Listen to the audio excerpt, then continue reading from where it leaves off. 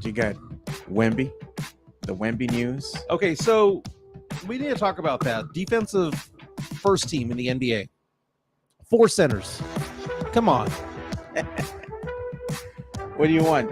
Trey Jones? No, I want there to be 2 guards, 2 forwards, and a center. It's wishful thinking, man. This is the way the NBA No, is. this is a new thing, man. It wasn't always this way. It was always Not always. No, it was always this way. This is a brand new rule that it's positionless when it comes to defensive first team. Don't say that. And now what's going to end up happening is it's going to be nothing but centers getting it. Yeah, I was going to say, don't say that because you know how the people are with when you're talking about positionless basketball. Positionless basketball for awards is stupid. Absolutely stupid. What do they get? They come at you every time you say it's positionless. You know, I saw a great TikTok yesterday. I'll probably get into. It was talking about the greatest player for every season that's gone by. And they left out 2 names that I thought was kind of interesting. I want to get into that a little bit.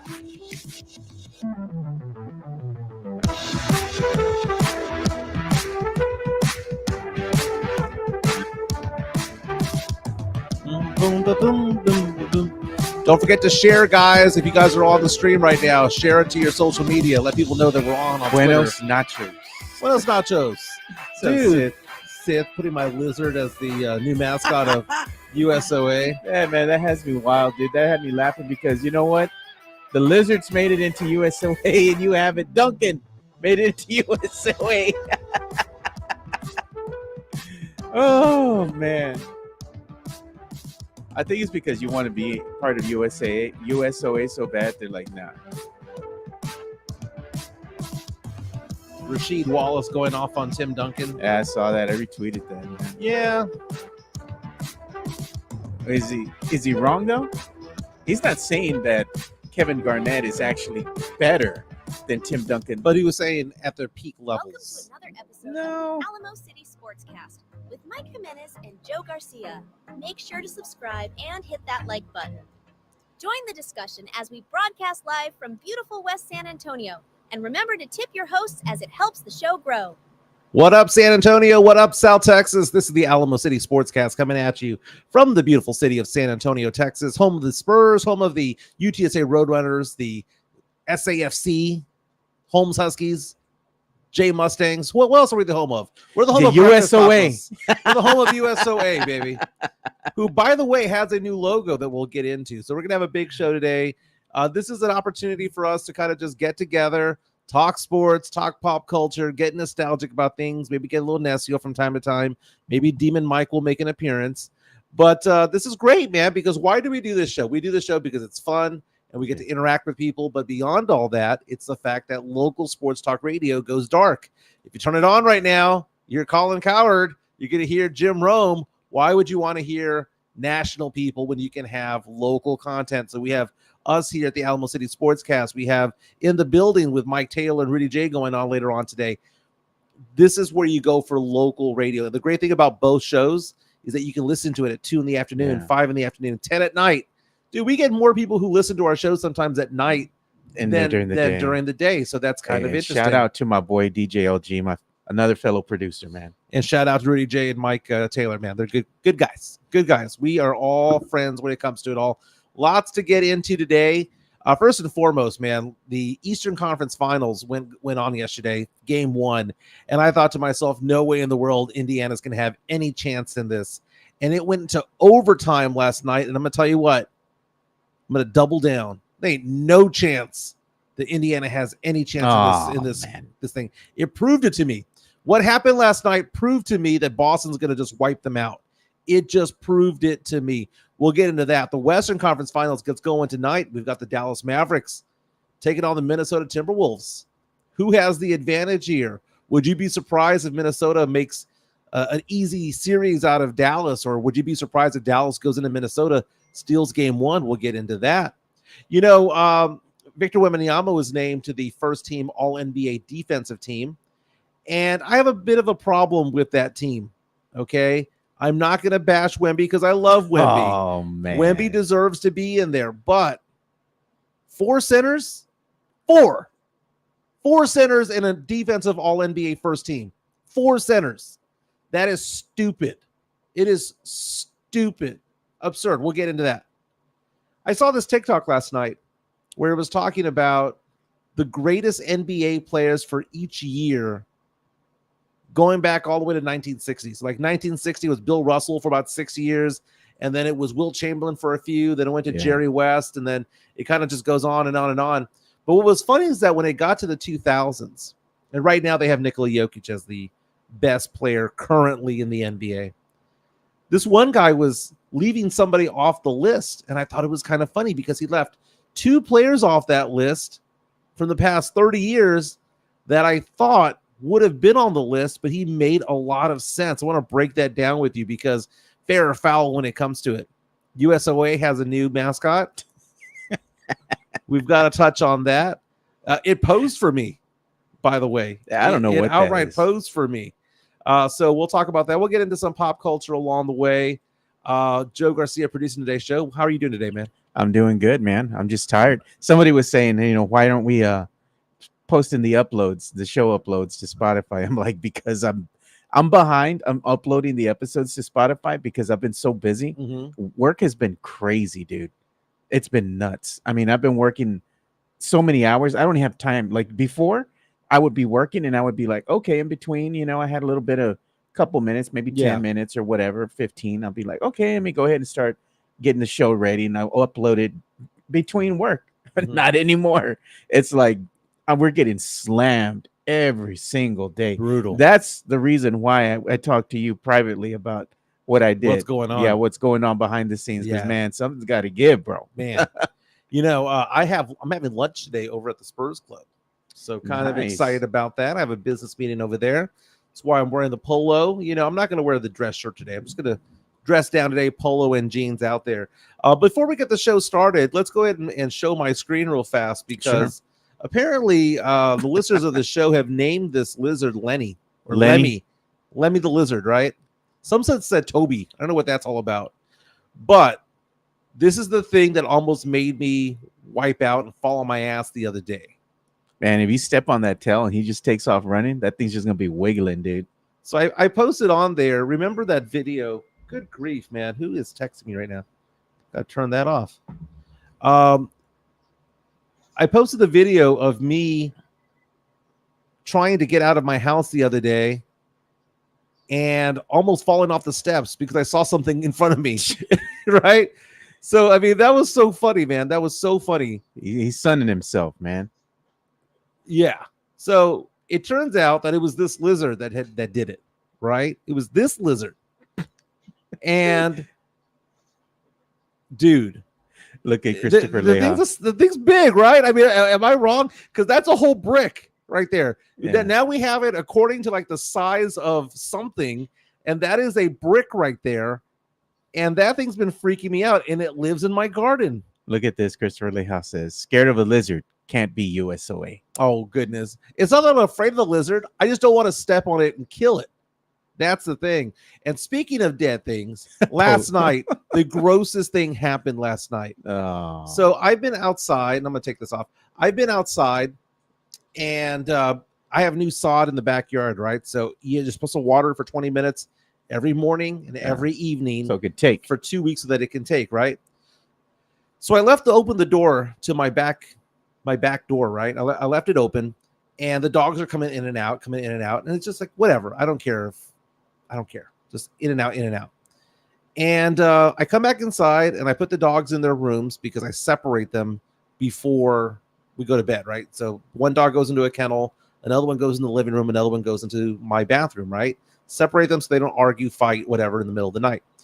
Last night, I see this lump, like as I'm walking through the living room to my bedroom, I see this clump on the floor, on the tile, and I'm thinking to myself, is that a sock? Is that a towel? What the hell is that? And I almost stepped on it thinking no big deal, right? But as I got closer, I was like, that's weird. And it's kind of dark, right? I have one light on, but it's in the back, and I can't really see what it is. And I lean up close to it, dude. It was a dead bird, man. One of my dogs, and I think it was the husky, brought a dead bird inside the house. So now I'm getting a broom and a dustpan, and I'm like trying to not look and put it in there. And as I'm walking to the back door near my couch, it falls off. And I'm like, ugh, it's a dead bird. I don't want to see a dead bird. Now, a dead bird in the yard, no big deal, right? I see dead birds all the time, especially with dogs around, right? But for it to be in my house, so the reason what freaked me out was as I'm carrying it out, it was still somewhat alive, and it started to jiggle. And I was like, oh, gross. And I dropped it, right? It probably killed it at that point when it hit the tile. Yeah. I picked it up and I just flung it into the backyard. So it grossed me out. I had a dog one time named Baylor. Baylor lived to be almost 18 years old. And this was the dog that I had with my first wife, and my daughter Gabby grew up with it and was her dog all the way till high school, man. It was a half dachshund. It's a weenie dog, half beagle, right? Oh, man, it's a weird combo. So it was a tall weenie dog, kind of a tall weenie dog, right? And this dog was the greatest dog I've ever had in my entire life. But the funniest thing is, it would catch rabbits, man, because I lived behind in front of a nature belt, and he would come up to the glass window with rabbits in its neck, dude, all the freaking time, dude. Dogs are crazy, but man, dogs are crazy. I was just thinking about my friend Blanca. Yeah. I was like, I wonder what Blanca's doing. And then she called me right now. It's like, come on the show. I'll get with you after the show, Blanca. People should know what time we do our podcast. That's the thing. I want you to know two things: when I'm having a podcast and when I'm taking my nap. Man, I had a great nap yesterday over at HEB. After the show, I went over to get a baked potato because, man, you go to the HEB. Hey, they have the baked potatoes with chicken. Thing is good. It's like $5 and it's a massive meal. It's good. There's no tip involved, right? It's just it's $5. They give you the little tube of sour cream and it's got cheese and everything on top. They're putting it all on top now, man. No more squeezable, man. They really put it all on top. That's new though, because like about 2 weeks ago, I just had one and they had a tube of the sour cream in there. It's called the Flamin' Bird. Yeah, the Flamin' Bird. So they have that, but I got the brisket one. The brisket one is twice the price. That one's expensive, bro. That's big baller. That one's $12, right? No, man. And then when I got my drink, it was like $15. I was like, okay, well, it's not that bad. But what's funny about it was, you sit down and it's just so heavy. I finished doing this show. Sticks to your sides, bro. I went into my car and turned it on. It was so hot getting to the parking lot, making my way all the way back. I was like, you know what? I'm just gonna close my eyes for a minute. Dude, it was 30 minutes in the parking lot with a car running. People were probably behind me wanting the parking spot, right? Thinking that I was leaving. Bro. You're over here falling asleep. So people were asking, do I want to go dove hunting? Is this because you want to shoot me in the ass, kind of like Wedding Crashers? Is that Sam Salinas? You can't even stand a dead bird on the floor, bro. When you shoot a dove, what do you think's going to happen? Exactly. Pick it up and I'll put it in a little pouch, targets. man. I mean, I've gone to gun ranges before and shoot targets. Do you know how to get the breast meat out of the bird? Yes, I go to KFC. I go to Bill Miller's, and I just peel back the fried skin. No, bro. Dude, why would I want to go kill something? Oh my God, tall tail. We haven't had a tall tail in a while. Yeah, in a while. This is the grossest thing, and I'm gonna be made fun of for it. Back in the day when I was a TV news reporter, I was doing a technology story about technology in farms and how they've gone high tech. I will not pull the meat off of a bird, right, that I just shot, right? But I gave a cow a sonogram. And I was shoulder deep in that thing, dude. Man. Shoulder deep with the thing that looked like a microphone, like a karaoke microphone, like this microphone was all the way in there. And as it's in there, the computer comes out and they're basically telling me whether it's grade this or that or the other, the size of the ribeye, the size of all that. And I was like, coming out, it was gross. The things I did for work. That's pretty nasty, dude. That's the nastiest thing I've ever done, man. Yeah, but shooting a dove isn't nasty. You shoot it, you have like this little vest that has little pockets. You just put the dove in there, you get your fill, then you go back and you get the breast meat out of the dove and you wrap that with some bacon, throw it on the grill, bro. Dude, gross. Drink a beer. That's good stuff, man. Sid coming out saying Mike was trying to get the calf out, but it turns out it was a bull's ass. It went trying to milk the bull. trying to milk the bull. It was like the movie Top Secret. Remember with Val Kilmer? Oh, They're dressed up God, as the man. cow. That one of them gets mounted. Yeah, I remember that, man. Me and my brother-in-law were talking about that movie the other day. We're like, man, we're talking about like outrageous comedies of the 80s. Yeah. And that's on the top of the list with Airplane, The Naked Gun, Dude, Police Academy. It's great, man. And it's so funny to quote these movies because famously or not, I did not watch a lot of movies growing up, but there's a lot of the gross out comedies I did watch because of my cousins. Yeah. So okay. whether it be Airplane, Caddyshack, the Kentucky Fried Movie, Files from Police Squad, which became The Naked Gun Yeah. later on, and when they redid it, a lot of those movies I did watch, and it's so funny how you quote them. Like whenever I hear somebody does bad, like about something, I was talking to a friend of mine yesterday, and she was talking about how some of the people in her classroom are doing bad in reading and state testing and stuff like that. And I quoted Judge Smales. I was like, the world needs ditch diggers too. Look at the Midtown Texas. Mike would pick up the dose with the dustpan. That is true. And I man. picked it up like looking off to the side because I really didn't want to look it in the beak. I was looking off to the side. Like, how did my dogs kill birds? Like, they kill birds like once a week, man. What are they doing? Oh man, Are they you can't swatting forget them Porky's, down? the Necio comedy of the 80s, dude. Dude, Porky's I saw for the first time about 2 years ago. And that was an insanely crazy movie. And to be honest with you, I really wasn't even that great. I didn't like Porky's too much. I'll be honest with you. That was just a Necio comedy, dude. Necio comedies, sometimes they're done more high class than anything else. I'm gonna give you an example. Nerds.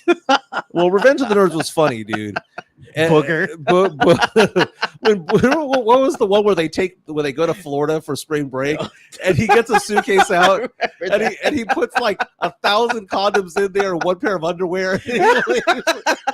That's all he was gonna take. That would be you trying to get ready for your Vegas vacation. Oh God. But can we talk about how Necio, how demon it is for the movie Risky Business? Oh man. Okay, because it started the guy. I mean, Booger was in it, right? He was. Yeah, I think he was in Joel's that best friend, Uh-huh. right? He was the best friend who talked a lot of trash about what he would do with women and all that stuff. But the second he had a chance to hook up with one, he was like, "Nah, I'm not interested." That movie, when you go back in time, was just a dirty ass teen movie. Yeah, it was. Just done with a big production and with good actors. Rebecca De Mornay, nugget of the 80s. Oh yeah. One seed of 1985, dude. Rebecca De Mornay. Then you have Tom Cruise. You have Bronson Pinchot in there. Yeah. You have the guy Balky. Balky. You have is it Joe Politano. He played the pimp. Yeah. Right. Later on, he was in the Matrix as Cypher. He was the one. He was the That Judas dude's of come it all. out in so many films, man. Great character actor. Yeah. That was a teen romp comedy that was dirty. Again, done with a big budget, done with good actors and a good director. Yeah. It's a little bit crazy. Classics, man. Does it hold up though? I don't know, man. That things from the 80s really don't hold up now, man. Yeah. It's a different era now, but back in the 80s was a different time, dude. Like they were just some raunchy comedies, man. I'm telling you, that one, what was it, Zapped? I'm telling you, dude, that's a raunchy ass comedy. You bro. are talking. I have a good friend, Sean, who whenever he talks to me about movies, will bring up the most obscure movies of all time. Like no one's heard of Zapped. That was a raunchy comedy. No, but no one's watched heard of it, man. They've watched it, man. Dude, Midtown saying Mike had a lambda sweater. Delta, can we help you? By the way, one of the funniest scenes of that movie was Lamar. When he had the javelin, and the javelin kind of like would bend, and he threw it. It was all wiggling. I remember that. 16 Candles was perverted. It was Mario Cavazos saying. Dude, my daughter can't watch it, man. Gabby. Oh, bro. 20 years old. This is a cult classic, bro. This one's one of my favorites. Obscure classic with the cult following. Better Off Dead. And it's a movie that you can't find streaming. I have looked for it like crazy, man. The international language of love. And it stars the guy. Well, I mean, it stars one of the guys that was the director and the guy that is being criticized for iCarly and all the Nickelodeon stuff going on. Oh, You know, that was him, man. But that was such a good comedy back in the day. I mean, how the hell do we even get here, bro? Like, I know John Cusack was in there, but Dan Schneider played the fat kid. I want my $2. Remember the news, the paper boy? Yeah, then the two Asian guys with the we're talking like Howard Cosell. Lane Buyer. I remember that, dude. That was great. And then they went on like a trip and they went to the burger place and they were imagining that the burger was dancing and everything. And guess who else was in that movie? Curtis Armstrong, who was Booger, who was also in Risky Business. So think about it. Curtis Armstrong was in Risky Business. Man. He was in wait. Let me go back here because I'm not looking at his IMDb. Curtis Armstrong, who is this guy. Let me go ahead and share it. Okay. Correct me if I'm wrong, and I'm gonna look it up. He was in Revenge of the Nerds. Yeah. Right. He was Booger. Yeah, Booger. He was the best friend of Joel in Risky Business. Yeah. He was in Better Off Dead. There was another classic that he was in. Wasn't he in Back to School? I think he was, dude. With Rodney Dangerfield. I'm going to look that up right now. Was he in Back to School? Oh my goodness. I mean, what an IMDb this guy has, man. The guy's been very around impressive forever. Resume there. He played Miles. God, man. Talking about these obscure 80s comedies, man. That's something that you need to review. You need to review one of these 80s comedies. Well, it has to be one that I've never seen. The one that you've never seen. Like Porky's, I had not seen that one before, and I watched it. And I didn't give that good of a review of Porky's because it just wasn't that good. I mean, it was stupid. It's just necio. It was just stupid. Locked on Spurs, Jeff Garcia saying that he was also on Moonlighting, which was Sybil Shepherd and Bruce Willis back in the day. That series from back in the 80s. Sorry, I was going to sing the theme song. By the way, we were talking about this earlier, and I saw a meme about it this morning about the movie Ghost. And we were talking about the 10 best actors of the last 40 years. Yeah. And since Jeff Garcia from Locked on Spurs and Ken's 5 is on and listening right now, I would like for you to type in right now who you think the 10 best actors are, male actors of the last 40 years, because we had 4 that we said are no-brainers, right? The no-brainers are Tom Cruise, Tom Hanks. We had Michael Keaton as no-brainers. Who was the 4th one that we had as a no-brainer? That was Michael Keaton. You had Michael Keaton. Who else? It was Michael Keaton. It was Tom Hanks, Tom Cruise, and there's one that we're missing, by the way. Kevin Costner?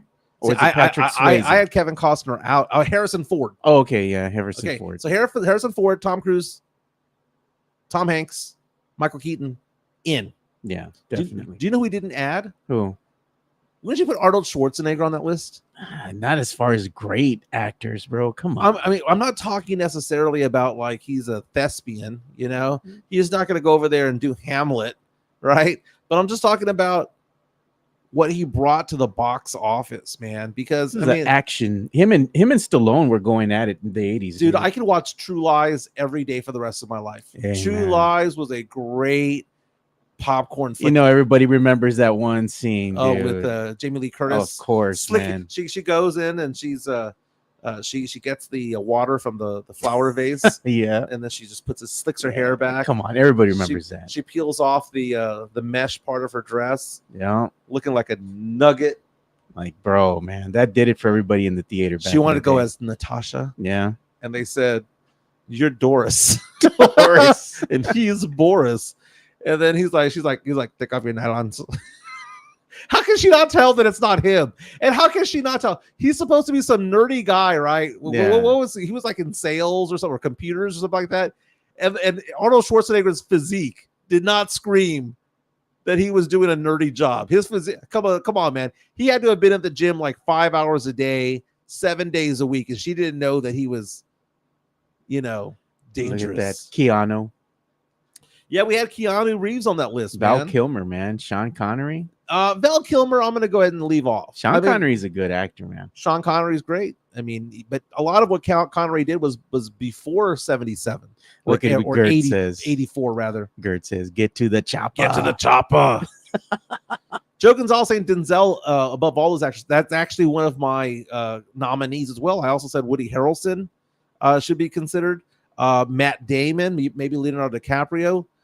There's a lot of names out there, but how do we narrow down to 10? Because we need to have a Mount Rushmore. Right. What, best actors? And then we need to have the starlets. The second half. And then the starlets. Yeah. The problem with the starlets, we talked about this yesterday. The problem with the starlets is they don't have the 30, 40-year runs. I mean, there's a couple. There's Meryl Streep, but who wants to watch a Meryl Streep movie?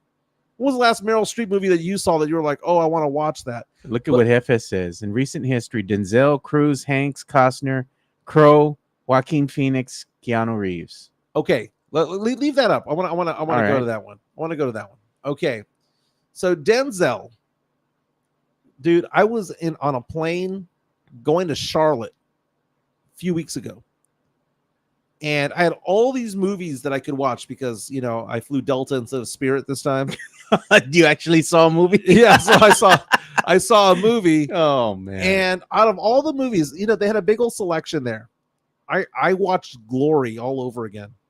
Okay. With Matthew Broderick, Denzel Washington, Andre Brower, who R.I.P. passed away. That was the Civil War movie. That was a Civil War movie. They made us watch that in high school. Yes, about the Black Battalion that joined the Massachusetts whatever and fought a battle in South Carolina that they ended up losing. But then again, the White Battalions also lost as well. But it was kind of a rallying cry, and hundreds of thousands of free Black men joined the Union at that point. Denzel Washington, the crying scene when he's being whipped. Yeah. Oh my God. Then he fast forward to Philadelphia. You fast forward to other movies he's done, Training Day. You fast forward to even Flight as an older guy. That was a good movie. I will say, Jeff Garcia from Locked On Spurs and Ken's 5, that Denzel Washington's there. Cruz, Hanks, we know, are in there. Costner. Okay, let's talk about Costner. What do we have from Costner? We've got the baseball movies, right? We've got Bull Durham. We've got Field of Dreams. Yeah. Are we going to count Yellowstone? You can't count Yellowstone if you're going back to the 80s. No, Yellowstone, the movie that the TV show that's I know, but the biggest TV show, but it's the last 40 years, so that'd be 84 to 2024.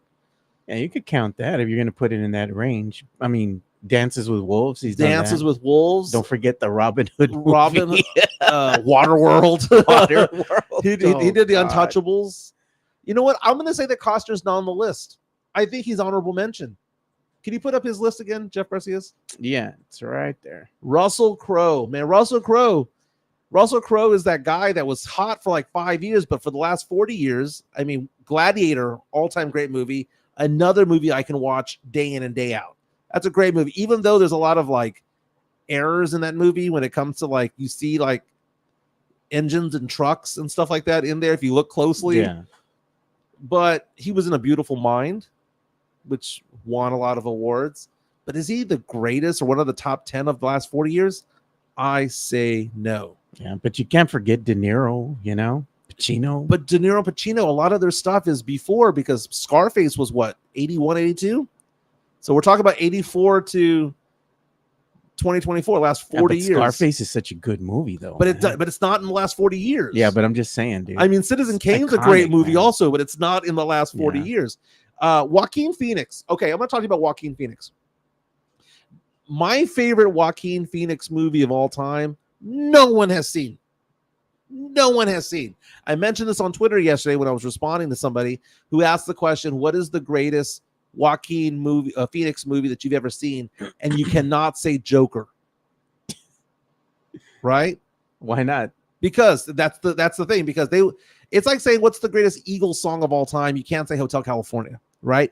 You want to take away the obvious choice, right? Let's show the next thing. That's like saying, what's your favorite Nirvana song not named Smells Like Teen Spirit, right? What's your favorite Sandra Bullock movie not named Speed? So Joaquin Phoenix. Demolition Man. Isn't that Sly Stallone? Yeah, but that's Sandra Bullock is in that movie. Yeah, Stallone could also be on that list, but then again, you're counting out Rocky 1 and Rocky 2. You might be counting out Rocky 3 if it's not since 84. Okay, Joaquin Phoenix, best movie he's in is a movie called Return to Paradise. Have you even heard of that movie, Joe? I've never heard of it, man. But what about Nick Cage? You know, you got to get him some love, dude. man. Nick Cage is okay. We'll go in. Return to Paradise, by the way, stars Anne Heche, Joaquin Phoenix, and Vince Vaughn. This was Vince Vaughn, young Vince Vaughn. This was like right after Swingers Vince Vaughn, and Joaquin Phoenix had not blown up yet. What a great movie that was.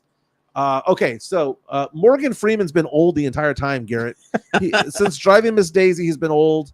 I mean, you could also make this, you know, Jack Nicholson? He was red.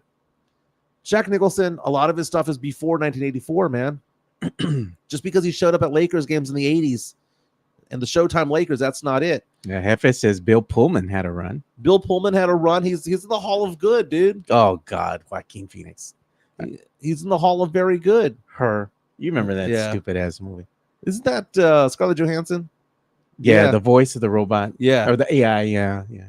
Well, Sam Salinas saying that brings it up a very good point.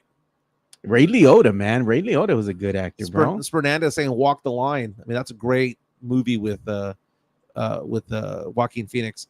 So so Sam Salinas bringing up the point that Harrison Ford might be disqualified, but he had Indiana Jones, right? When did Indiana Jones come out? That was like 1980, 81. But he had more. No. It was 83, I think. He had more than just the one Indiana Jones, right? Because he had Raiders of the Lost Ark was 81. Temple of Doom was 84. Okay, so Temple of Doom counts. But you had more than just that. I mean, you had, dude, I mean, wasn't he in Working Girl with Melanie Griffith back in the day? I mean, Presumed Innocent. He had a lot of good movies, dude. He had a lot of good movies. Man, this is great. Sith Elias coming up and saying Hugh Jackman. Hugh Jackman. Wow, this is a good one. I like this. Just don't give me Jack Sparrow, dude. Don't give me Johnny Depp. No one's mentioned Johnny Depp, by the way. Oh, Sith coming out. What about Kevin Bacon? Oh, man. Completely forgot about Kevin Bacon, man. Kevin Bacon's been in everything, dude. See, this is the bad thing about Hollywood. And this is a very sexist thing to say, but it's an accurate thing to say, is that guys can have long-lasting careers forever. Tom Cruise can be shown in a movie right now. Tom Cruise is 60 years old, and they'll have like the female opposite him being 35, right? The guys, Harrison Ford and all of them, Johnny Depp and all, they're all over 50. They're all over 60. Some of them are over 70. And then you see a movie and they're with a 28-year-old, they're with a 32-year-old.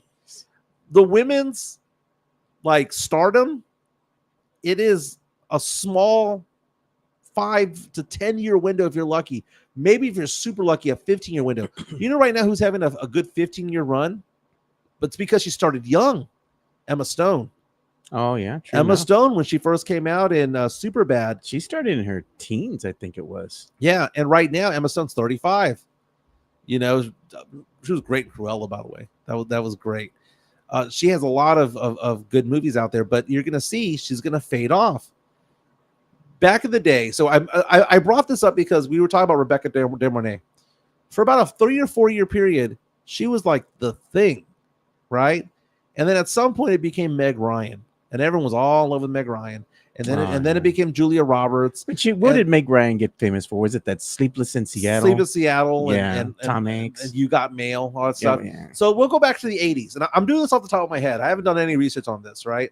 So back to the 80s, you have Deborah Winger, right? Officer and a Gentleman, you know, all that stuff. You know, Urban Cowboy. So you've got Deborah Winger, and then it goes to Rebecca De Mornay for a hot minute. Then it goes to, I guess that would be, we were talking about her, Meg Ryan. Then it goes to Julia Roberts. Then it goes to Sandra Bullock. Who was the late 90s? Was it still Sandra Bullock? Halle Berry. Halle Berry became it. And then You had Neve Campbell, remember her for a hot minute? the Scream movies and Yeah. all that stuff. So then it kind of morphs into it. And right now, the person who is the reigning queen is Sydney Sweeney. Yeah, and what was the name of that other actress? She came out in that movie Romeo and Michelle. Oh, you're talking about I know her name. I'm trying to remember her name. I'm looking right now. It wasn't Lisa Kudrow. She was the other girl. No. Mira Sorvino. Yeah, she was a Mighty Aphrodite. Yeah. That was a good movie. Yeah, she was like the hip one for a while. But when it comes to the movies, though, early 2000s and whatnot, it kind of just gravitated to other actresses along the way. And it's just so funny, man. They get the 5-year run and then they're it. Who was that girl? Jennifer Connelly. Oh, Jennifer Connelly. When she was a young dude. 2005, Woo, 2010. bro, more than a nugget there. Pearl bro. Harbor Come time, on. that was No, it. before even then, she was smoking hot. Dude, we have gone off on the deep end on this, man. Hey, but the show is also about pop culture. Well, so Demi Moore, Ana de Armas had a run there for about 3 or 4 Drew years. Barrymore, she had a run too. J-Lo may have had a run for a little while. Jennifer Love Hewitt. Jennifer Love Hewitt never as a movie star. Yeah. She was a TV star for the most part. No, she came out in I Know What You Did Last Summer. Can't that Hardly film. Wait and all that stuff. Yeah, but she wasn't a movie star. She was just like a teen heartthrob, female version of a teen heartthrob. Brad Pitt. You know what was a good movie back in the day that started a lot of these? Remember, what was that movie? Oh yeah, man, you can't forget Jessica Alba. She was never a movie star. She came out in some movies. I mean, Dude, come on. honey. Fantastic Four. Honey. She was a TV star. She was Dark Angel on Fox. Dude, she's still hot. She was dude. never a movie star. Jim Carrey. Jesse coming out and saying Jim Carrey. Jim Carrey had like a 5-year run. He was like, I mean, there wasn't a hotter 4 or 5-year run than that, was it? But he's not going to be an endearing guy. There's no Jim Carrey movie now. When you go from The Mask to Ace Ventura, The Grinch, to The Truman Show, which by the way, he should have been nominated for Best Actor on the Academy Awards. He should have won it. He won the Golden Globes for Best Truman Actor. Show came out the same time as The Matrix. They were on at the same time. Like you could go to the theater and watch The Truman Show and The Matrix. Yes. Yeah, that was wild. Dude, the movies now kind of suck. Is this me getting old? No, there's still some good movies. I mean, I saw Planeta de Chango, Planet of the Apes, the new one. Planeta de Chango. That's what I say when I go to the theater. We're going to go and buy our tickets if we're going in person. I like to embarrass the wife, so I say, give me 2 to Planeta de Chango. Yeah, I'd walk out at that point, man. No, man, it's funny, dude. And anyway, we had a good time. I liked the film. It was good. Do you know what was a thriller last night? Which one? Was game 1 of the finals involving the Pacers and the Celtics. My goodness, man, the last 2 minutes of this game in regulation, killer, dude, killer. This was the opportunity for the Pacers to make it a series. Bill Simmons, famously of ESPN and The Ringer and Grantland and all that, would always talk about the levels of defeat, right? And he was talking about the gut punch defeat. And he had like a hierarchy. He was like, oh, well, if you get blown out, you get blown out. It's no big deal sometimes. But the gut punch, and we as Spurs fans know what the gut punch is, because back in 2013, when Ray Allen knocked down that 3, stole the championship from us eventually, that was the gut punch, right? Last night, I know it wasn't an NBA Finals or anything like that, but the gut punch was what happened to the Pacers. Up 5 with 1:58 to go. Wheels came off. They started missing shots. Drew Holiday started D'ing up Halliburton. Halliburton was, dude, they had the ball with 10 seconds to go. Just inbound the ball. They're going to foul you. You're going to make 2 free throws and game over. And they throw the ball towards the basket. One thing you never do in a situation like that is throw the ball towards the other team's basket. Not only did they throw it towards that basket, it got fumbled out of bounds. This is, as a Spurs fan, is showing me how hurtful and painful we're going to go through, the growing pains that we're going to have as Spurs fans, because that was poor coaching, man. Well, it's inexperience. Yeah, but it was poor coaching too, because you could have set your team up for success in those crucial moments. Well, I mean, some of this was Turner missing shots. It was Halliburton missing shots. By the way, You got to call a timeout if you're a coach. You and might say, not have, you know what? Might not have had one. I mean, that's the thing. You might not have had one. And you see going out there up 5 points with 2 minutes to go. ESPN says that you had an 87% chance of winning the game. They do not say what the chance of winning would have been had that inbound pass been completed correctly. I mean, when you lose the game because of an inbound pass, and not only that, even though it went out of bounds, Jaylen Brown had to knock down a 3-pointer in the corner to tie the game. Ray Allen-esque. Okay, so when you talk about who's the best player in the NBA, you go from Jokic to Ant-Man to maybe Doncic, right? Somewhere in the top 6 or 7. I'd put Luka above Ant right now, man. Okay, that's fair enough. Somewhere around the 6 or 7 is Jason Tatum.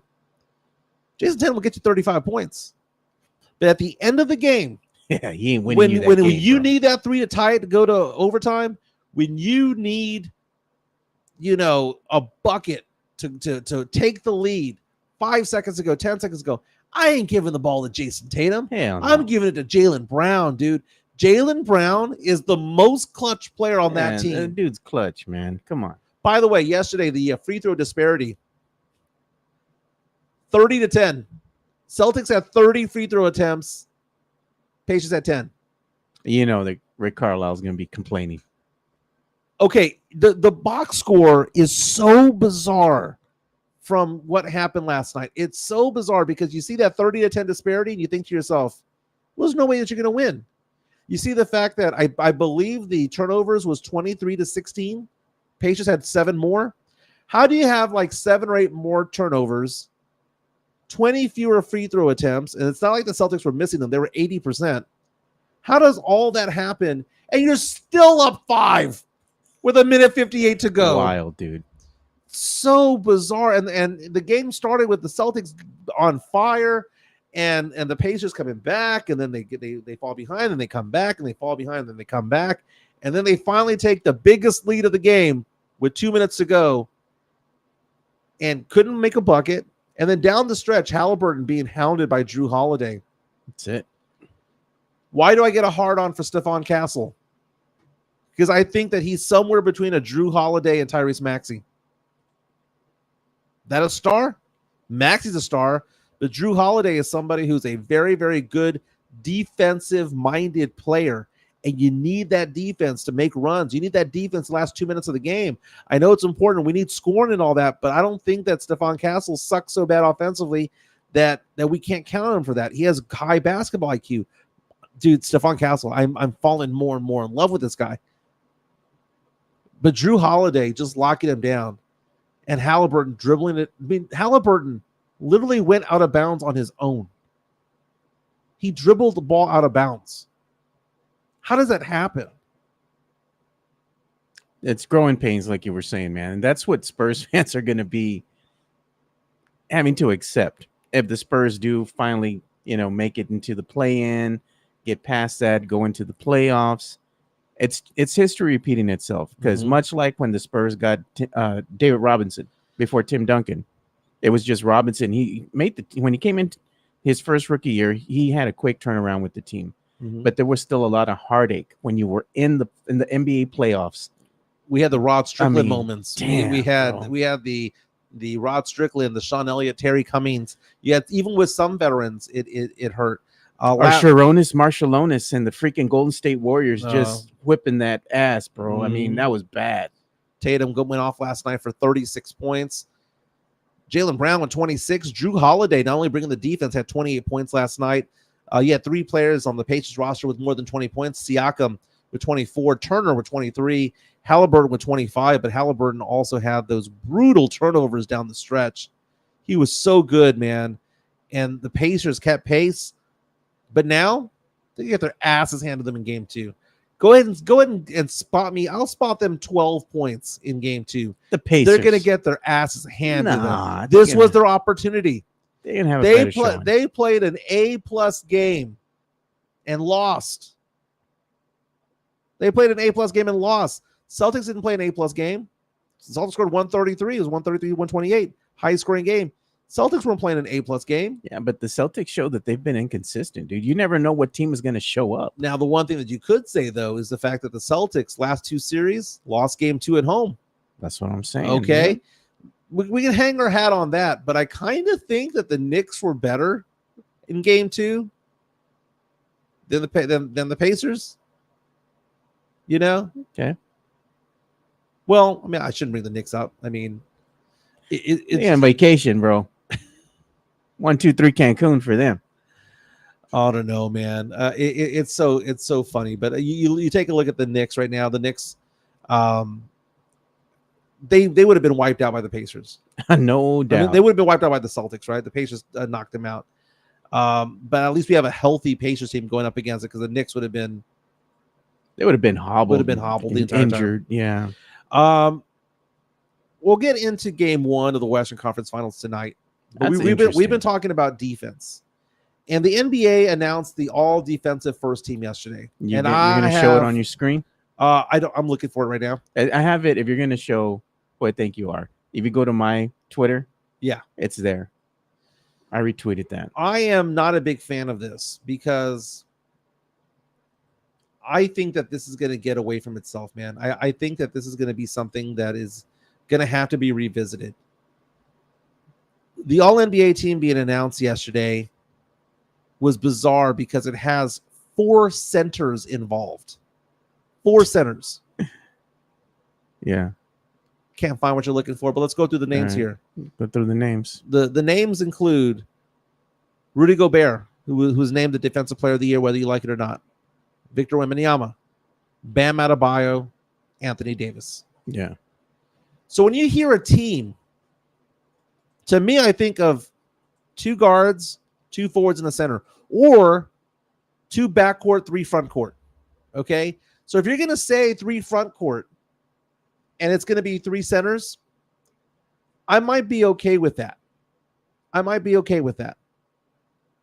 But 4? Dude, looking at the list, and this is the first year that they've done this, where they've done positionless awards for this. If you look at who it's been in years past, it was always 2 smalls, 3 bigs. Yeah. Samson is reaching out to us on our YouTube stream saying it's defense, though. Majority of defense comes from the back line. Not always. What's going to end up happening is people are going to look at blocks and think that that's the end-all, be-all when it comes to defense. There's more to it than that. Why disrespect the guards and the guard play? Not everything that Jrue Holiday does or Derek White does. He's one of the other members of the all NBA defensive team. I think he got second team. Why disrespect them, Joe? It's kind of like in the NFL, the MVP has turned into a quarterback's award. Gotcha. I kind of feel like the all defensive team is going to turn into just simply a center's award. I think what's going on now is that the centers are now the focal point of the defense in today's NBA. But that's always been the case. Well, it's more so, I think, because now you have a different evolution of the game where the focus is more on offense than on defense. So what happens is that you can't get scrappy like you used to back in the day. Not one guard was named, though. I understand that, man. I'm just saying, I think it's just the evolution of what is happening before your eyes. And like you said, a lot of these things are kind of positionless if you want to go ahead and get technical about it, but it's just indicative of how the game has changed a little bit. This would be like in the 90s. If we had an all NBA defensive team, yeah, and it'd be Robinson, Akeem Olajuwon, Patrick Ewing, and Shaq. Yeah. Right. And and having that be as a team, but that's not the case. It's not a team. A team is 2 bigs or 3 bigs and 2 smalls, or 3 smalls and 2 bigs. That's how you roll. And right now, to see a center, Rudy Gobert, center Victor Wembanyama, center Bam Adebayo, center Anthony Davis, and forward Herb Jones, and when it comes to guards, F you guys. It's not a team. It's stupid. The second team was Alex Caruso, Jalen Suggs, Derek White, Jaden McDaniels, and Jrue Holiday. Now that's stupid too. What do you got? Like 4 guards and a small forward? This is stupid. So we're gonna take the all NBA. So all NBA defense from here on out is a center's award.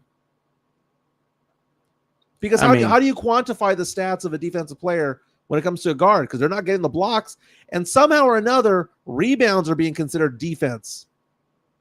Because you get defensive rebounds. That's an actual stat, right? Well, Derek White's not going to get defensive stats. He's not going to get that. So now we're going to look at this, because as much criticism as this was made when it came to the Defensive Player of the Year, where they were saying, well, it's an individualized award, it's not a team award. This is a position. This should be a position award. It shouldn't be a positionless award.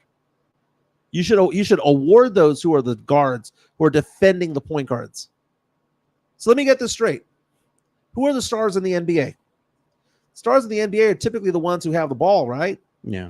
So you're telling me that somebody who's guarding Luka Doncic, Kyrie Irving, you're telling me somebody who's defending Anthony Edwards, who's defending Jamal Murray, who's defending all of these star point guards, Tyrese Halliburton, De'Aaron Fox, Devin Booker, all these guys, that they go day in and day out guarding these guys, but they're not going to have any chance of being all first team NBA defense? There's something wrong with this. There's something wrong with this. It's just the voting, the way it's going. But this is new. This isn't like, you look at the team last year. The team last year was 2 forwards, 2 guards, and a center. Yeah, who knows? I mean, it's the people making the votes, you know? Sam Sling is saying, so you're saying give it to the best defender among each position. Yes. It's kind of like when it comes to the All-Star team. Why is it that when the All-Star team happens, why do they only have so many centers out there? They're not going to have an NBA All-Star team with 8 centers and 2 forwards and 2 guards. Then why not make it that way? Why do they have limits on the All-Star team? But now it's positionless here. Couldn't it be positionless in the All-Star team then? Stupid. Game 1, Western Conference Finals tonight. It's going to take place in Minneapolis, Minnesota. So I'm thinking about Charles Barkley saying, "Man, I haven't been there in 20 years." And Anthony Edwards, real fast, get your ass out here. There you go. You're gonna have to be in Minnesota. I now, am man. so excited about this series, man. It's tip off This today is a at 7:30. great series, man. If you could have put together the perfect series, I would have said this. I mean, just the handles of Kyrie, the IQ, and the dead-eye shooting of Luka Doncic against a team that has 3 7-footers, that has Gobert, that has Cat, Something's got to give, Edwards. Man. Something's got to give. This is going to be a battle royale. If Dallas is healthy, I think Dallas can go toe-to-toe, but this is Minnesota's to lose. Yeah, Minnesota has the home court advantage. Luka's out there with one leg. Yeah. Sith reaching out saying Wolves winning by 10 tonight. Dude, I would not be surprised if the Wolves win by 10. Wouldn't be surprised if the Mavericks win by 15. Yeah. Would not be surprised. But I'm excited about this because I'm excited about the evolution of Kyrie Irving. I saw people going online yesterday upset about Kyrie Irving. They're like, well, he wanted to be the man. And remember, he went to the Nets and he went to all these different places and he struggled and he didn't want to play with LeBron James and all this stuff. And people were reaching out going, dude, he was just somebody who looked at the situation, went to the Celtics, went to the Nets, and was like, you know what? Maybe I don't want to be the guy. Maybe I'm in my 30s now and I want to be the next guy. Yeah. I want to be. Do you consider Kyrie Irving to be the number 2 guy on the Mavericks, or do you consider him to be the 1A? Because Luka's 1. I think Luka and him are both ones. I mean, Kyrie takes over games as well, and sometimes he takes away Luka's shine a little bit, but Kyrie's just so damn good off the ball, man, with his handles. He can get to the rim. You see, and that's the difference between their game. Kyrie, he can create his own shot. He can go in there, man. He can just go toe-to-toe and break somebody down and layup, jump shot. Luka is a great shooter. He has a great IQ, but he has to go around screens. He has to have a little space to get his shot off. I mean, Kyrie this year averaging 26 points per game, 5 rebounds and 5 assists and over a steal. You got to give him the ball. That was the thing when they first got him. It was like, well, there's only one ball. Who's the point guard? And the answer is they both are. they're sharing it, and it's so great, man. Chris Gonzalez saying Kyrie is Robin, but he can be the Dark Knight if he wants to. Damn right. That's a very good point. That's a very good point. And I think this tells how great of a leader Luka Doncic is. That he was able, because when they first got together, it wasn't working. Yeah. And I think the media was trying to pit them against each other. And somehow a year and a half later, it's working. And I think that part of that is Luka. I think part of that is Luka saying, I can be the alpha without being the only alpha. We can have two alphas on this team. Yeah, you got to learn how to play with your fellow teammates, especially with Kyrie. Luka and Kyrie's games are so different. I think now that they've had a season to kind of mesh a little bit, find out, hey, what this guy's all about, where his favorite spots and whatnot. I think they started to make it work now. Now they can play off of each other. I can't remember seeing something like this, Joe. Yeah. I can't, because they're both point guards. Yeah. It's not like back in the day when I say back in the day, when superstars can coexist. Like you saw LeBron coexist with Dwayne Wade. Well, they don't play the same position. No, they don't. You saw Steph Curry coexist with Kevin Durant. They don't play the same position. So I'm going back in time. The Spurs never had that issue. Shaq and Kobe never had that issue. They're different positions. Yeah. You know, Scotty and Michael were different positions. Yeah, no doubt. But this is a situation right here where you have two elite point guards together. And some might not consider Luka to be a point guard. Some might say, well, he's kind of a combo too. But he brings the ball up the court mostly. He starts the offense. I kind of consider him more of a point than I do a shooting guard. You might say he's a combo, but either way, I've never seen anything like this. And if they go on to win it all, that would be a weird thing. And it shows that maybe it's the mind of the person who leads the team. Because, again, who's the head coach of the Dallas Mavericks?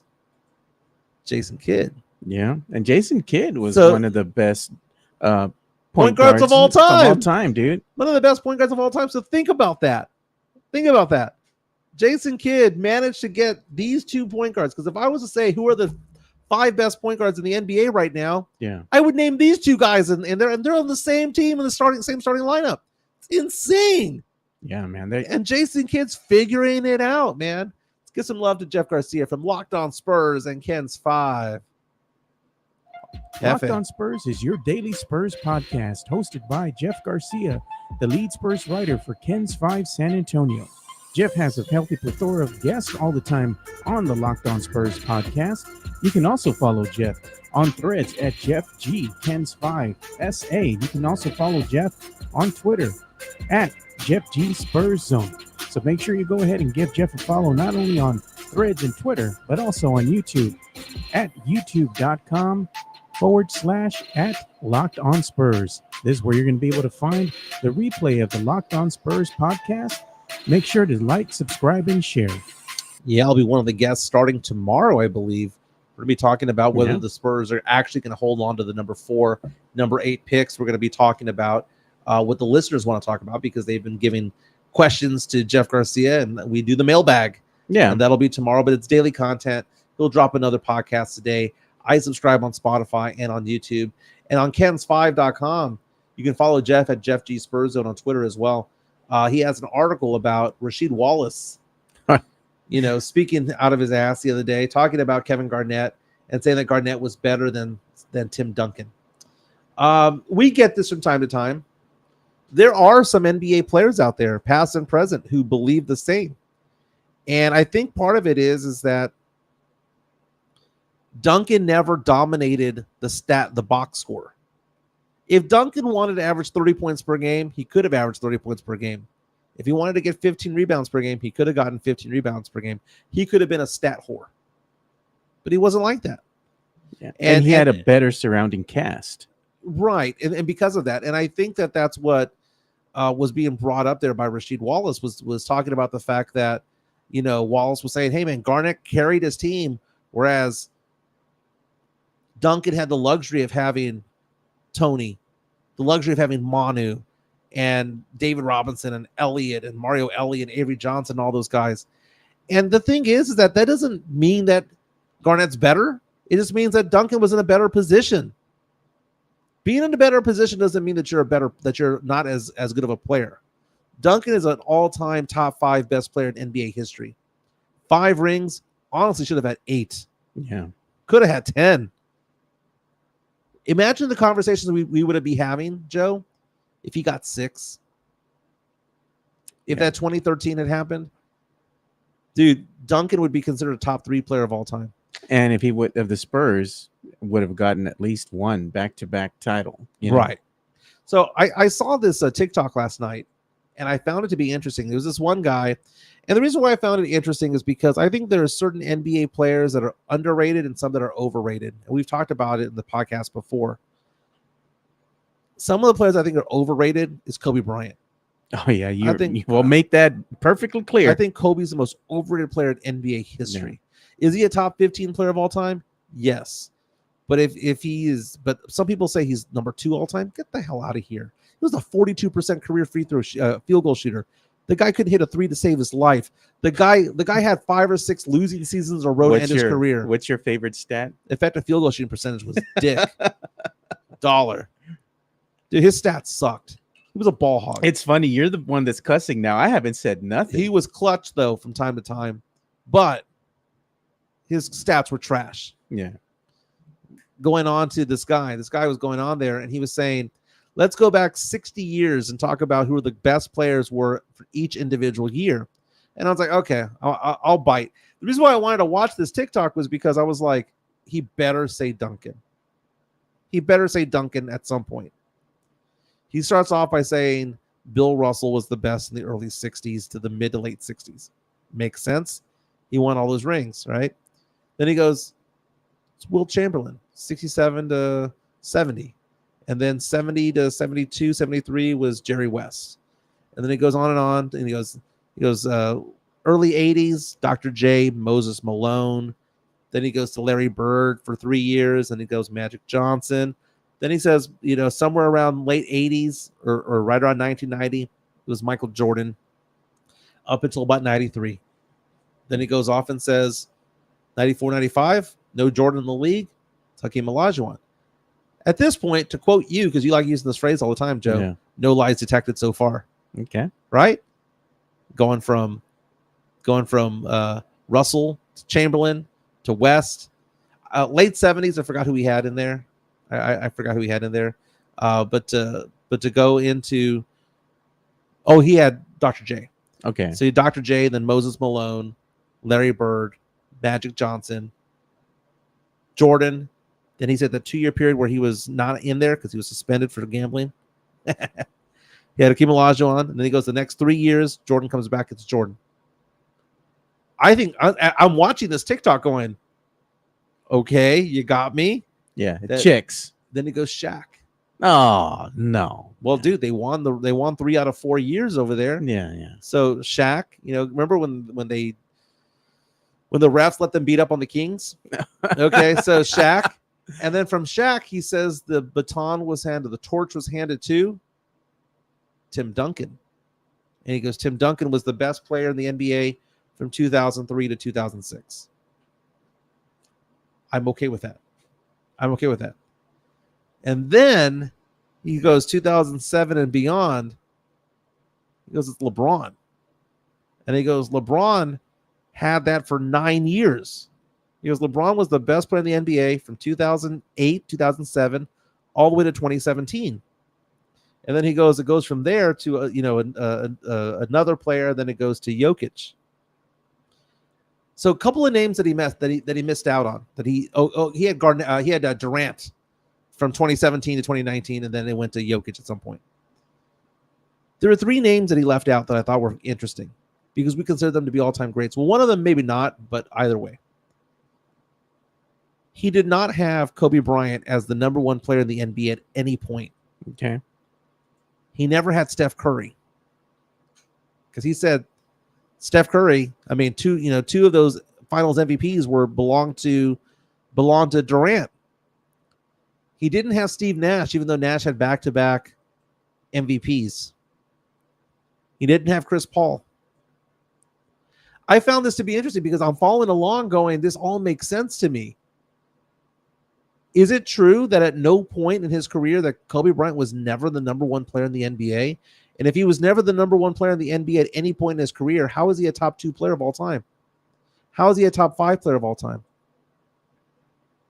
Like, he made the argument for me, and I had never really put it down in those terms. Oh, hand of a fist, he did have Kawhi. It went from LeBron to Durant to Kawhi, and then it went to Jokic. That was the one. That was the one. So I knew I was missing one, a recent one. The nephew. Yeah, he had Kawhi as the best player in the NBA for 2 seasons. If it wasn't for Kawhi, we wouldn't have won that one chip, man, in 2014. Yep. Kawhi helped. But they said, a lot of Spurs fans say, does Kawhi's jersey deserve to be raised to the rafters at some point? I'm the one who brought that up on San Antonio Sports Star back in the day. People got mad at me. People got mad at me. Let's go do some entertainment news. You want me to do the bump? Sure, why not?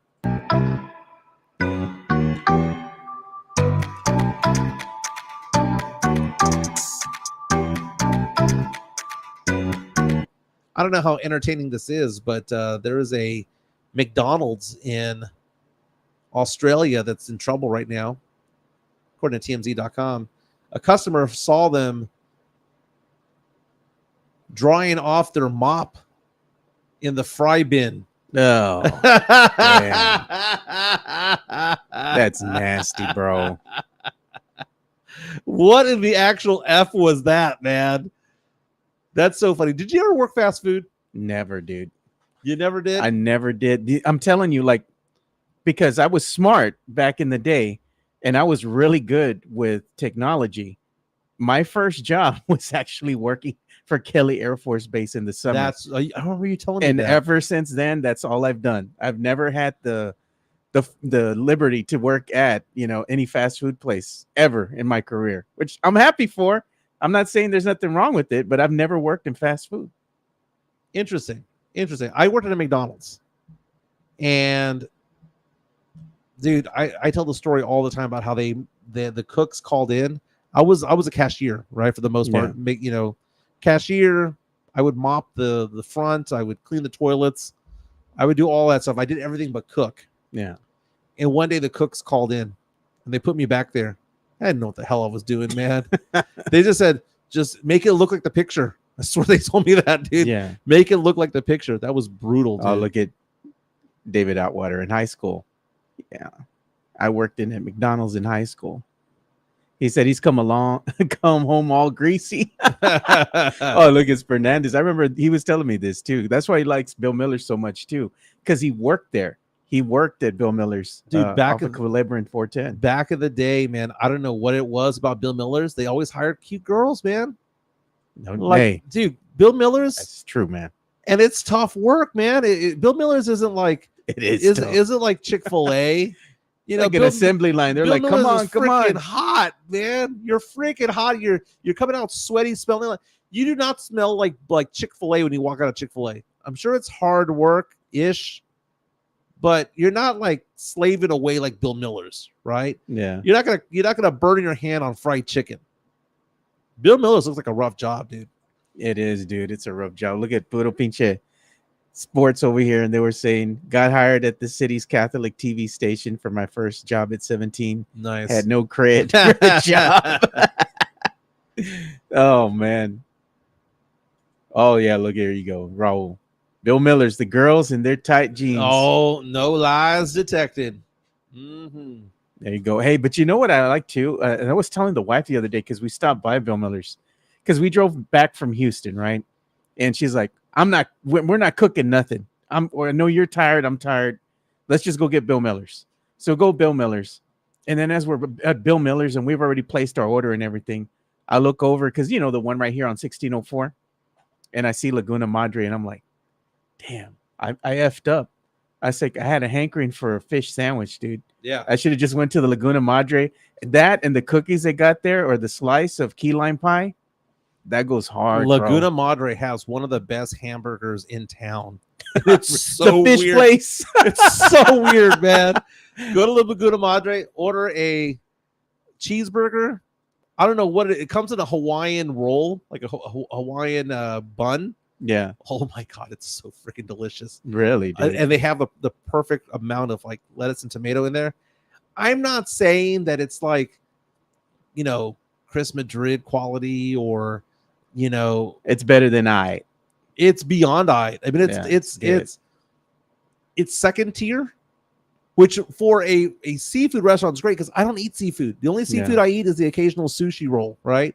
Have a little tuna, a little salmon in there, whatever. I don't eat a lot of seafood. But whenever I had like family who wants to go to Laguna Madre, I was like, I'll take the burger. You know what used to be good back in the day? Barnacle Bills. Remember that? Yeah. Dude, they had like some fish tacos that just slap, bro. They were so good. And the fish sandwich they had there, that thing was massive and it was so good. We dude. need to have a conversation about Long John Silver. Oh my god. LJS, baby. Long John Place Silver is is the expensive, one by Ingram Park Mall. Is it still around? It is still. They got one right here in the hood in Marbach, bro. They do? Yeah. Dude, extra crispies, which is just batter. It's just the batter, yeah. I remember the chicken being good. There was something about the crispiness of it all. It's the batter that they use, the same batter they use for the fish. Are we going to Long John Silver's tomorrow? Because we usually have. I'm gonna look at that. Long John Silver, San Antonio. How many locations do they have? Telling you, we go to the one in the hood right here. They have in San Antonio. Well, they've got like 6 locations: Southeast Military, Walsham, Southwest Military, West Commerce, Marbach, right? Marbach, and Southwest Loop 410. My goodness, I didn't know. Yeah, I didn't know LJS was still alive. It's because the one in Ingram, as someone mentions on our stream here, closed like 20 years ago. Chris Gonzalez. Look at what he says. Long John Silver's the chicken planks. And what do you say? LJS says, trash bro, people who live under the bridges work there. Oh, man. He says LJS close to Ingram. Yeah, that did close a long time ago. Long John Silver's off Marbach. I'm telling you, man, that should be the move, maybe. And we'll see. Because we did Arby's last week. Yeah, the last time we did Arby's and I got that cherry turnover, man, that thing was good. Really? Bro. Yeah. I came home, I took a nap. Dude, I was tired. If I could go back in time, you go to these restaurants. I went last year to Pancho's twice. Oh, Panchitos. Over there in Dallas. Bonanza. If I could bring back Bonanza for one more day. The remnants of Bonanza are still there on Military, right past 90. The one on Callahan also, right by Ingram. Oh, yeah, Ingram yeah. is also still there. It's another Mexican restaurant, or it's a seafood restaurant. Yeah, Bonanza used to be the place. They used to have the salad bar. Go off and do that. And then you had your own self-serve cone at the very end. It was elite, dude. Yeah. It was elite. It was you know what else used to be good? Shoney's, dude. Shoney's was good, man. And Shoney's was an adjective. They would call it Shoney style. That meant that you wanted like off. You wanted to add something and subtract something on there, and people go, "Oh, you wanted Shoney style." That was the thing, man. They had the Shoney's by the Dollar Cinema, the Cinemark. Yeah. I remember. They used to have one on Military Drive. That's the one I used to go to with the wife way back when we were dating. We'd go to the Shoney's there, dude. It was good. Okay, go back in time. I would want to go to Bonanza for dinner or for lunch. And then I'd want to go back to Ingram Park Mall and get one of the Ann's ice cream. Remember the one with the the white the dude? How is that out of business? They used to have it at the Frost Bank Center, AT&T Center for Spurs games. Or the Orange Julius was good. They would dip it in the chocolate, then add the peanuts. Is it because people have peanut allergies? Yeah, I am tired of people with peanut allergies. It's Seriously. a real thing, dude. I understand it is. I understand it is. It's a real thing, but it doesn't mean that I need to be affected by it. I don't understand. Like sorry, they're allergic to peanuts. Yeah, bro.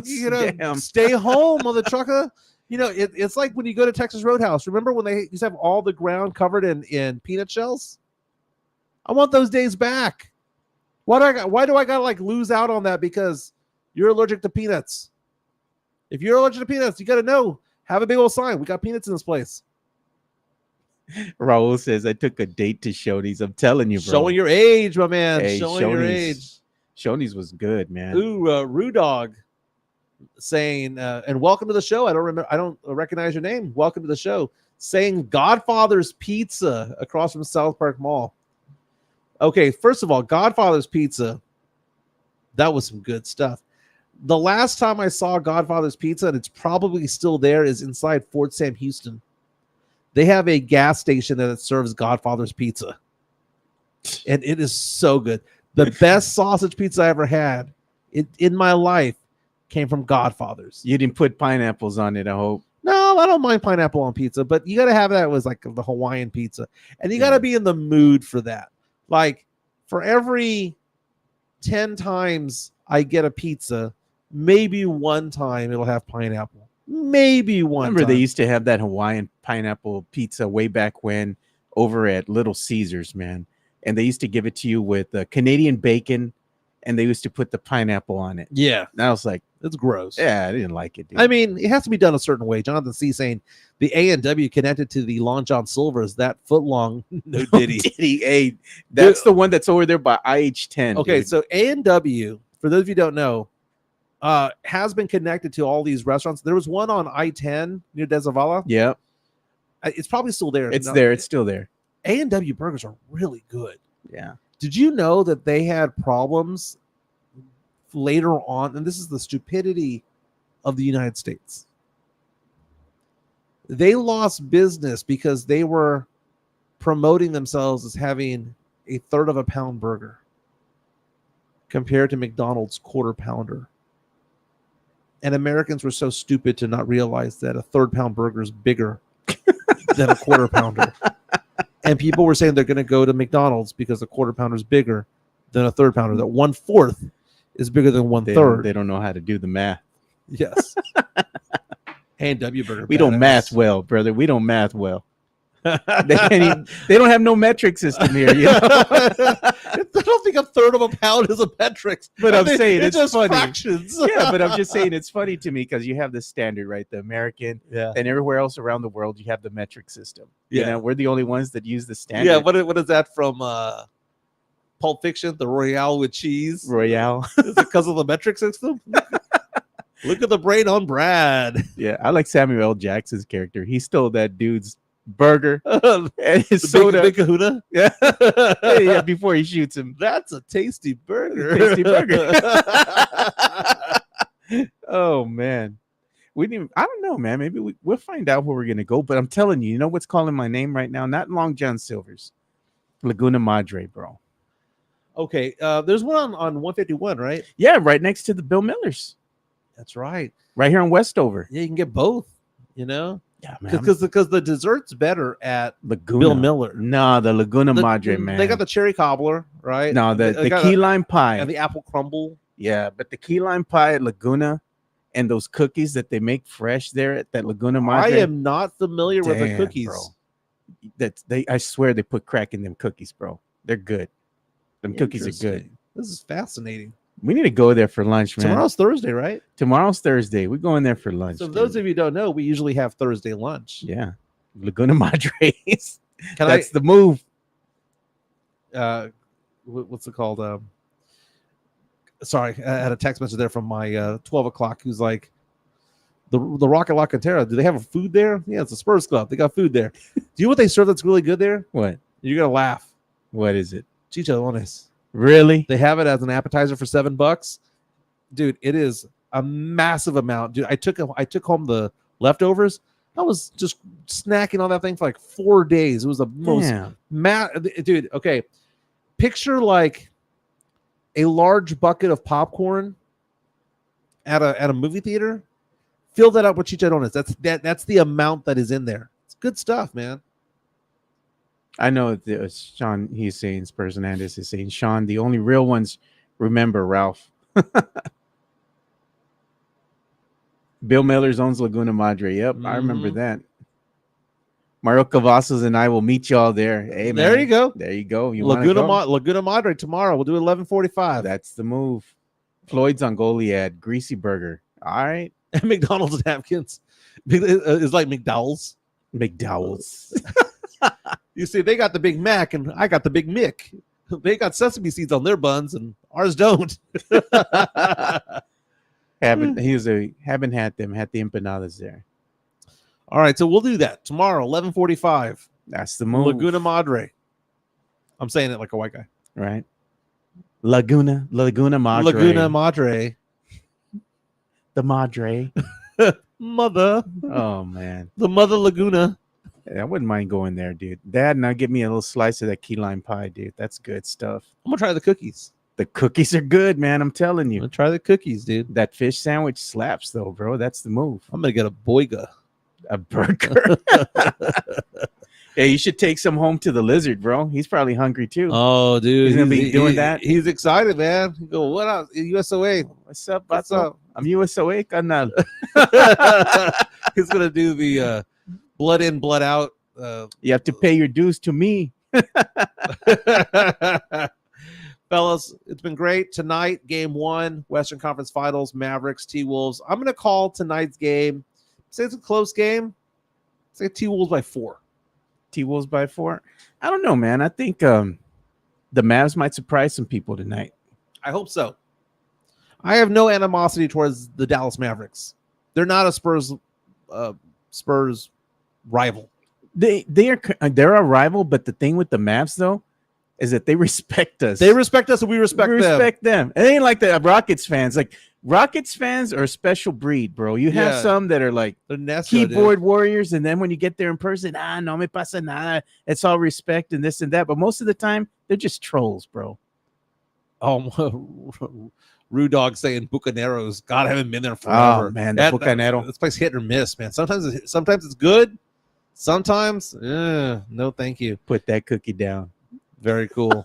Hey, don't forget to hit the like button on the way out. If you want to buy us a drink, buy us a coffee, QR code on the top left. Don't forget to share on your social medias, Twitter, Facebook, whatnot. Let people know that we're doing this, man.